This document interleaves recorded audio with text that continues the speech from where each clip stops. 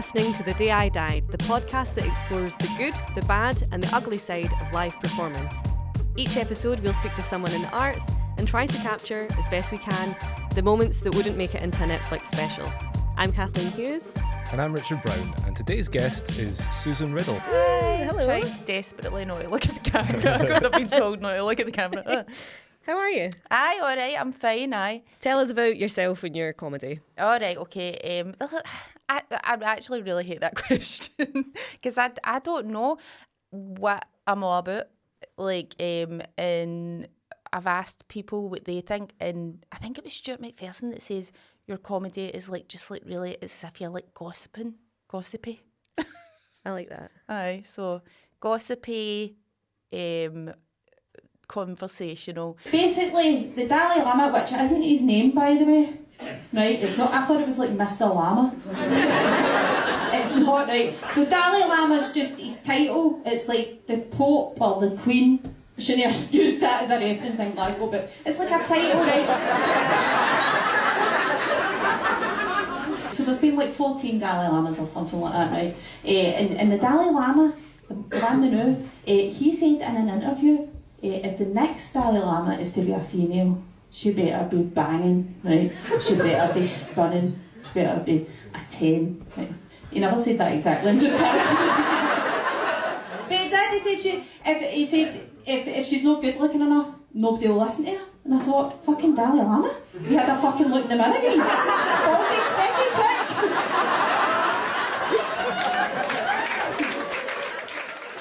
One time I got a review that said something like nobody's looks more like they've wandered in off the street than Susan. Like, so I think it's just kind of loose stuff. How did you feel about that review? I thought it was good. I liked it. It was a nice review. It doesn't sound nice now, but maybe it wasn't. Need to go back and reread it. But they all tend to say the same thing, just like, it sounds really like as if it's been made up on the spot. But I think that's because I don't know if you can do this, but I can't do this. I can't practice stand-up. Like, you know how when you're going to do a new bit or whatever, some people will say, like, practice, like, before they come at the gig. And I can't do that because it's too excruciating. Because I did this joke about the Dalai Lama, right? Mm-hmm. Because this is before he tried to winch that wee boy. Right? That was what I always fucking knew. My whole show was centred around, like, how I just think the Dalai Lama's a prick, right? And before he winched the wee boy, right, just what I say, called it. Right. Yeah. And that was a joke, right? So I put it up. And then the Buddhists were pure, they were fucking raging. But that's really tickled me because, like, there might be all, like, peace in there. What was the... Well, yeah, he's a misogynist, clearly, but what was the basis for your entire show about how you hated that? Like, how did that come up? How did you decide to make a show about that? I don't know, actually. Pure just, like, desperately flinging shit at the wall until something sticks. But the whole thing was, it was called Living My Second Best Life, and it was like, well, who lives a best life? Like, do you really want to be that person? It's like Richard Branson and Elon Musk and the Dalai Lama, right? And then, that's where it all... And then I was like, the show ended by me saying I want to be the first female Dalai Lama because he gets to cut a boot pure comfy and like a nice, in his jammies basically with like his specs on and that's like my ideal life. It hasn't happened yet. I'm still trying to find out how one goes about becoming the first female Dalai Lama. Do you remember? It's always weird what people get offended by. And I think it was 2019. You had a bit about people who get married and their wedding gifts are like, it's a wedding list. It's like, buy us stuff off this list. So like, this and someone got really upset by that. All my pals were getting married and it was really taking a toll on my finances. and like, sometimes you'd be like, I'll just give them like a wee bottle of champagne, a couple of glasses, or make it all nice in a basket or something. But then people started like sending invitations with like demands for cash. Well, no demands. They used to write these wee obnoxious poems asking just for money. Sorry if anybody's ever done this before. But during one of my shows, this couple got up and left because I did like a bit about it. But they were leaving. I was for why he's leaving because we sent one of those poems. I was like, right, all right. Like, it's just so strange, but people... I forgot the part of the story that they'd sent a poem, and to be honest, they should be offended. People need to stop doing it. I wonder if they have, because I'm now at the age where all my pals are married, so I don't know. Do people still send the poems at these? I don't know. I'm not No married. idea. But I say that as if not being married means you don't know any married people. Patrick, did you do that? I did, yeah. Yeah, brilliant. The producer, Patrick, is sitting here. No, do you know what? Actually, deep down, it's a good idea. It is a good idea. Cause, Oh, she's backtracking now. You've been to one where the bride went, oh, I can't do this, and ran away, haven't Yes, it was so good. Well, she didn't run away, she amazing. fainted. But we were at a wedding in Dublin, and it was really, really lovely. The families were American, so it was all very good hospitality and all this. Everyone was looking after us. And then I'm sitting with all the groomsmen, and the bride is at the front, and she's looking at the groom, and she starts going like pure serious. Amazing. And I literally grabbed my boyfriend's leg like this because I was like, she's gonna run. Like, I was so, it sounds terrible because they're a lovely couple and I wish them all the best, but the delight of like just thinking you're going to be in a wedding with a runaway bride, I was like, I cannot believe this has happened. And I thought for sure that she was just going to walk out of the venue. And we've always, like you're saying, like, it was like a destination wedding. Their first holiday together had been to Dublin, so that's why we were there. All the American family had, yeah. So we travelled the least to get there. And I was like, God, this is, the drama is mwah. And then she fainted. You know is... Right, so she didn't marry him then? No, she did. She just had she a wee fainted faint. and then she married him? Yeah, it was really hot. That was all. Oh, right. It was a pure non. Right. Okay, yeah. I thought she was just like fainting because she was like, I don't want to do this. And he caught her and it was very overwhelmed. romantic. Oh, for fuck's I sake. know. That was a disappointment. I know, sorry. I was like, oh, right, so they didn't get married, but I was wanting to know if you still got to like have the reception and stuff. Oh, we still had it, yeah, she was fine. But Aye. that's not as good a story, is it? Aye. Dublin's a place where if you were there, you would want the wedding to get cancelled. Oh, I mean, well, So right, here's much the to thing. do. I feel like this is it. Like, they spent so much money on it and they are a lovely couple. I'm not proud of the way I felt. Aye. But I cannot deny the energy that I felt when I thought this wedding's going to get canned. When I saw you do that bit as stand-up, I felt so jealous that you'd experienced that. I would love to go I've to a never wedding felt where so someone alive. runs Yeah. out. I've no, and my brother and his new wife went to a wedding where the bride went mental and started like pure, like she was fucking steaming and she was like pouring wine at herself and all that and like having a mental breakdown and like calling out everybody, their characters. Fuck. I was like, oh my God. Was she right? I know, I think she's off. And then she got off of the best man. She got off of the best man as well. I know, it's amazing. So when you told that story, you went, so beat that. Really good. So this actually reminds me of a gig that we were both on recently where there was a physical fight in the audience. What are you going to say when you had a breakdown? When you had a breakdown on stage, started calling everyone out. Do you remember that? It was like a month do you ago. remember it was like, what, 2 weeks ago? Yeah. Aye, that was so, actually wasn't it funny? It wasn't funny, but it was quite. Aye, it was so weird because I was emceeing the gig. It was the weekend at the stand and they were such a lovely, because it was really warm weather. Yeah. There was less people in than usual. So at the stand there's usually like 200 or 220 in if it's full. And this gig there was like 120 or something like that. So it felt like a wee Sunday show. It was all dead like nice and that.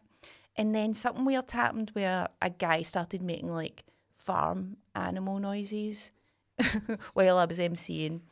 And I kind of shut him down and I thought that was the end of it. And then Kathleen went on after the break, and the same guy, there was a group of 10, they were like a birthday party or something, kicked off because they got told to shut up by the bouncer. And it was a full-on Barney while you were on stage. Yeah. If you've ever been to the stand, there's a wee corridor with like swinging doors. And it was like a saloon. It was I was on saloon. stage and I looked over to the left and it was pure saloon doors, and I'm seeing like a big gammony man like throwing a punch and all this. It was immense. And a woman going hysterical. You know how the way that women go, don't want a gender stereotype, but like when there's fights. Do you know how women are? When there's fights, like, oh my God! Like, bro, like having like a big dramatic. It was really annoying. I was really impressed by how you handled that. I was like hiding in the green room, like, I literally like stopped because there was people were just we couldn't know because it was like really noisy. When it started, I think you just think the more distracted I get, the more distracted the audience will get. So at first when they were just making noise and stuff, I was like, I'm just going to plow on because I can see them all go like that. So if I also go like that, it will kind of acknowledge we should all sorry, it'll acknowledge that we should all be looking over there. Aye. So I thought, right, I'm just going to keep going. And then physically people started scrapping. And I went, okay, and just stopped talking because I didn't know what else to do. And I said, is everyone okay? Should I stop just now? Or something like that, I don't know. I said, I'm going to stop until we make sure everyone's all right.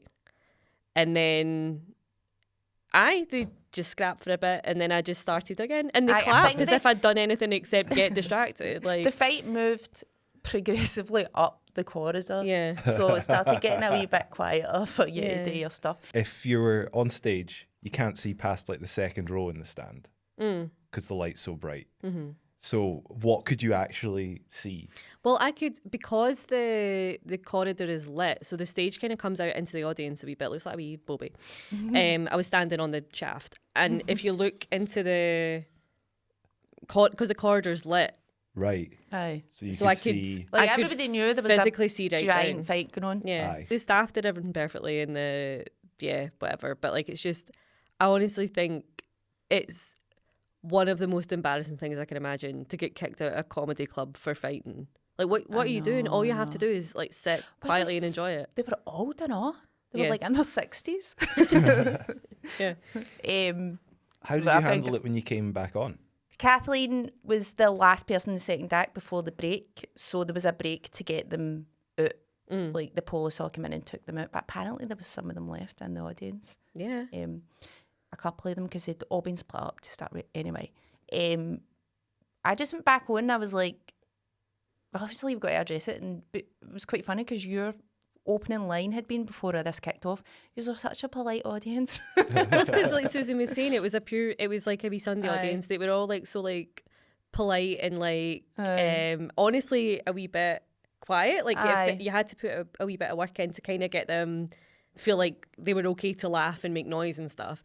So I went out and I was like, for a Glasgow Saturday night audience, yous are really, and obviously kicked off. Aye. I should have kept my mouth shut.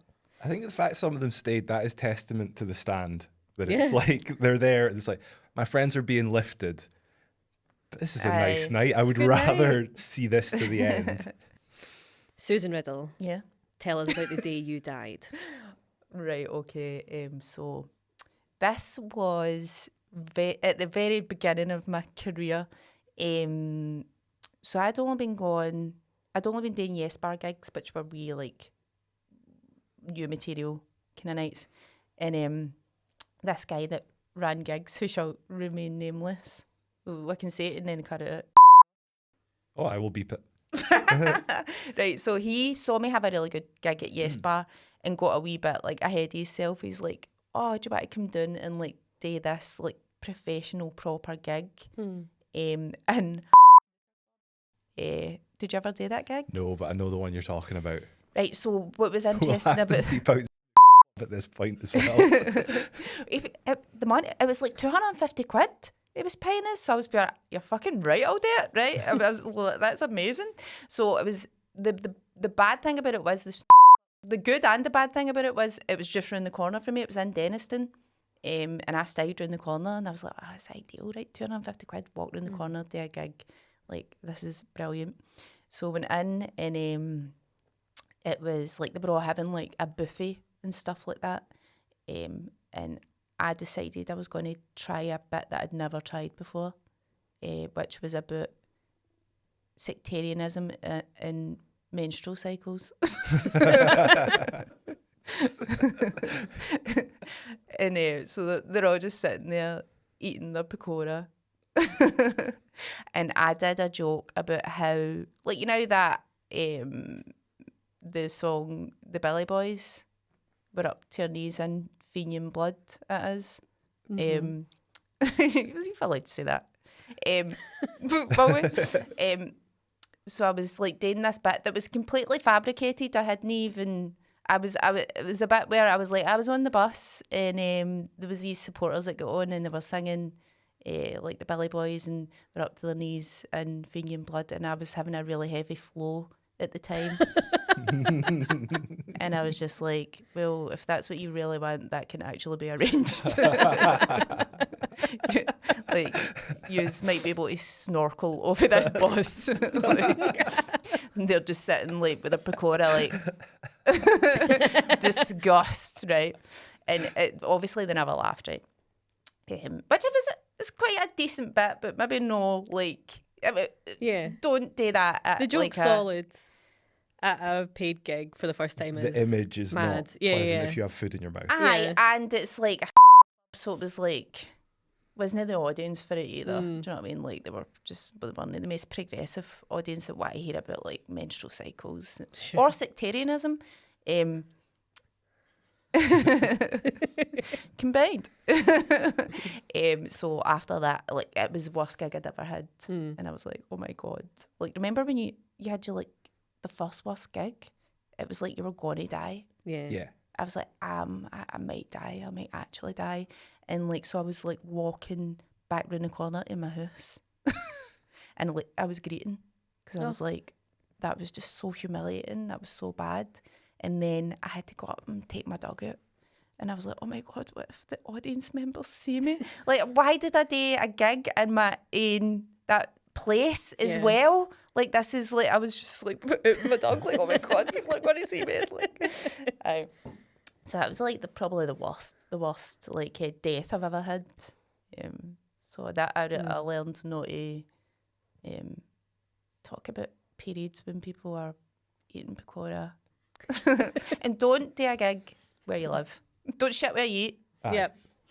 Like, don't shit where your dog shits. I feel like the type of audience that you're describing playing to, you'd have a lot of old married couples. Aye. And that should be the two subjects that, just unites them. Yeah. No. You've got the old gammon guy, sectarianism, menstrual cycle. No, well, like, you would think, wouldn't you? But like, it's. Oh, have you got anything about periods and stuff in your set? It's still really like, people don't like it. People at fucking all. hate it. Yep. So they do. And what's interesting is men can kind of talk about it, but like as soon as a lassie talks about it, because I know, like, who's got a joke about period trackers, and I can't remember. It's this comedian that I heard recently that's got a joke about like how his wife's got a period tracker, and he's like, you don't need a tracker. I know when you're going to take a period because, like, obviously you'll be like insane. But people were really responsive to it. But I've figured out how to do it now. But it's still one of the topics that people you're like, fucking grow up. Yeah, big time. People, you can, when you're on stage, like, I mean, if it's anything that's slightly controversial, like I was doing new material last night about like sectarianism as well, and you can kind of feel everyone go, oh, tense up a wee bit, and you have to go, you have to trust yourself enough to go, it's going to be fine. Aye. I'm going to hold your hand and take you through this. It's going to be all right. And if it's funny, it's funny. If it's not, that's fine. But at least this is going to be edgy, whatever. With period stuff, I feel like you can feel the room set like that. It's horrible. And it's just like, it's mad. I can't make you okay with this. And it just makes like the women in your life, for real, like even like my dad was always very, oh, I'll pick you up tampons. What do you need? Whatever. Aye. Like it was totally normal in my house, but even talking about it now on stage, I'm like, maybe I shouldn't, because maybe it'll make people uncomfortable, as if it's on me. Mental. I find that very weird. Yeah. Aye. I was at work in December and someone was talking about getting like the hot flushes and stuff. And then just quite sadly, she just went, yeah, it's beginning. And there was a wee old woman walked around the corner and just went, to look a lot like Christmas. And it's the funniest thing I've ever seen. There was a gig where I thought I was going to die on stage. Okay. So it was at Monkey Barrel, and that day I had, in fact, I'll just tell you what happened first of all. The gig, I went on and I felt like I was on the ceiling, like, see that way, like I disassociated for myself, and I felt like I was behind like a big glass wall, and I was having to say to myself, just keep talking, like it was a pure outer body experience. And I was like, oh my God, I was like, what the fuck? I was like, oh my God, what's happening to me? Am I going mental? And so I was driving home after the gig. I managed to get through the gig and it was fine, but I just felt weird. And I was I put it in the group chat with other comedians. I was like, that weirdest thing happened to me. I felt like I was outside my body, and Amy Matthews was like, oh, that's disassociation. Like, because she did a whole show about it after this, and she suffered really badly for it. Have you ever disassociated? Yeah. Aye. So, like, you feel like you're, like, almost in a computer game or something, and you're, like, trying to... like, Mashing the buttons to make it work. I was like, what the fuck? I was like, why did that happen to me? But then I realised I had drank so much coffee. I had drank so much coffee before the gig. I'd had, like... my normal coffee, and then I got like an iced coffee, and then I had to get petrol for my car, and I was like, I'll get another coffee. It was literally like a pure caffeine overdose on stage, and I honestly thought I was going to die. Like, it's so scary, especially when you're on stage as well. Like I don't know what you've had, but like if you're not feeling very well, if you know you feel like you might be sick, or even if you just like really need a pee, and you're on stage and it's like your body. I think sometimes we forget what a weird thing it is to do, to just like stand on stage with a microphone for 10, 15, 20 minutes and have to kind of completely ignore everything else, including the stuff that's happening in your own body at that moment. It's mad. I know. And somebody told me that it's even when you get so used to it, when you've been gigging for ages and like you don't even feel adrenaline or anything like that, it's still happening in your body. And I think it was Amy Matthews again that told me her pal would actually, like, he'd been gigging for years and years, and even when he wasn't gigging at like 8 o'clock every night, he would just get this pure, like, weird sensation. And it was like an automatic thing. His body was like muscle memory type of thing of like going on stage at that kind of time. Yeah. Do you know what I mean? Just bit of a brag. Imagine being so booked, you're like, every night at 8, I just... No, honestly, like, but I mean, really, we're probably doing quite a lot of damage to ourselves. We're not designed to go through that fight or flight response every night. Yeah. I know. Yeah, like the audience aren't saber-toothed tigers, but yeah, every but your night body we're reacts. going like, fuck. Even when you don't know it's happening, like you're having that can be good for you. I feel like... They're going to discover some sort of new... The flip side, this is quite a grim story, but last year I had a horrible day where in the morning I got a phone call that a friend had died. It was during the Fringe, and I had 3 gigs booked, and I didn't know what to do, so I went and did the gigs. And those moments where I was on stage, amazing. Because I was then in like performer mode. So I wasn't trying to process everything that was happening. It was like a great bit of escapism. And I felt so much better for the sort of 40 minutes of stage time I got that night. Totally. I think that's really true. It forces you to be totally present in what you're doing. Yeah. But it also, I feel that way when I get my eyebrows done. Like, so I think, or anything, if I get a massage and I've got like a really big knot or something, and you can, cause it's sore, and you can, like, I'll have my eyes shut because there's a big bright light in your face, and because it's painful and you can't really think about anything else, so you just have to totally be there. And that makes me a bit concerned about how I feel about stand up, because I'm like, well, it's so sore I can't think about anything else. But It's just something that was really bad. That was really anyway, lots to think about. But yeah, having something that you just need to fully be present and focus. Yeah. There's no option You but can't to escape. yeah. No escape. You kind of reach a higher level of panic where you're just like, actually, I can't do anything about this now. So what it's just you're going to saying have to go is well. we hit that other level, so we are better than all those Buddhists. Yeah, we've achieved I've actually got a joke about that. That was because I kept blanking on stage. I went through this period where I kept blanking on stage, and then I just came up with a joke about how this must be on some level like, really good for me, because when you're meditating, you're supposed to like go blank. Yeah. Do you know what I mean? But like the only time I've been ever able to achieve it is like on stage. You're just like, nothing's in my head right now. Like I'm like pure going to start levitating. We'll do some listener questions. Oh, I still have to take a sense to get my phone. if you just get listeners. All right. Someone asked, how do you approach darker material so it lands consistently? I don't consider jokes about menstruation darker material, but it's, material that audiences struggle with, I guess.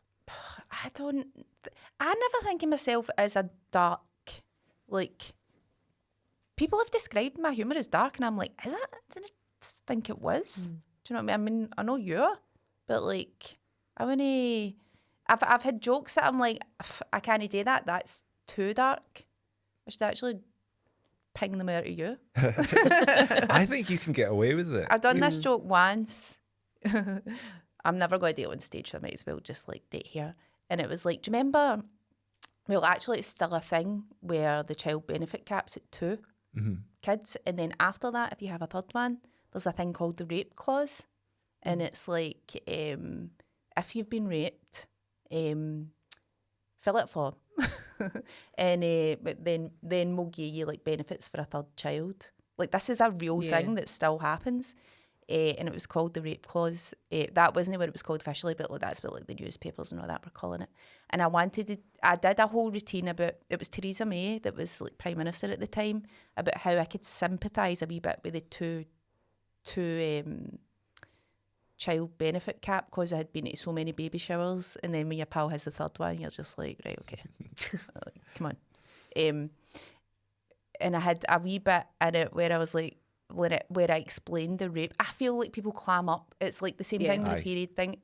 As soon as you say the word rape, it's like, obviously it's really triggering for some people, but also like people just like, it's just such a brutal word, isn't it? But anyway, the joke was basically like, I was like, rape clause, that sounds like Santa's evil twin.